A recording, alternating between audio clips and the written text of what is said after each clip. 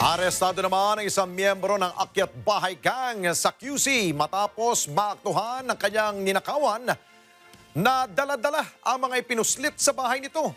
Gitnang sospek nagawa lamang niyang magnakaw dahil sa tindi ng pangangailangan. Erlo Bringas sa balita.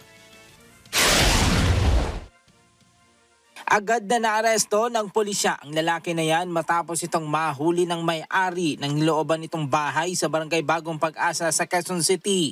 Kinilalang suspect na si Roberto Sabian. Kwento ng biktima, may nagchat sa kanilang kapitbahay na nakabukas na ang kanilang tahanan kaya dali-dali silang umuwi mula sa Cavite para agad itong makita.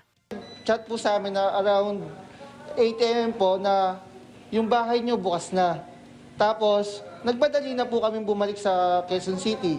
After nung pagdating namin, nakita namin yung bahay namin bukas na. So wala na yung padlock, bukas na yung pinto, gulo na yung gamit. Kabilang sa ninakaw ng suspect sa bahay ng biktima ay ang isang digital TV box, TV at isang bisikleta. Nung sinamahan po kami ng pulis, nung along the way po, nakita namin po yung magnanakaw, sakay po siya sa bike namin.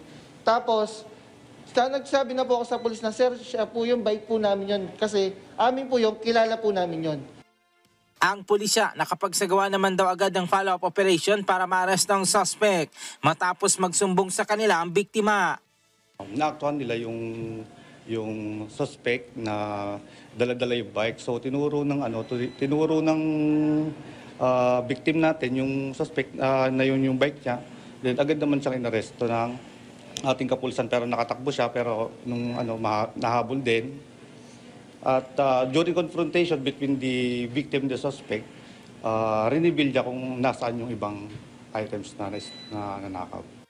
Lumalabas pa sa investigasyon, gumamit lamang pala ng isang hairpin ng suspect para agad na matanggal ang padlock at malooban ng bahay.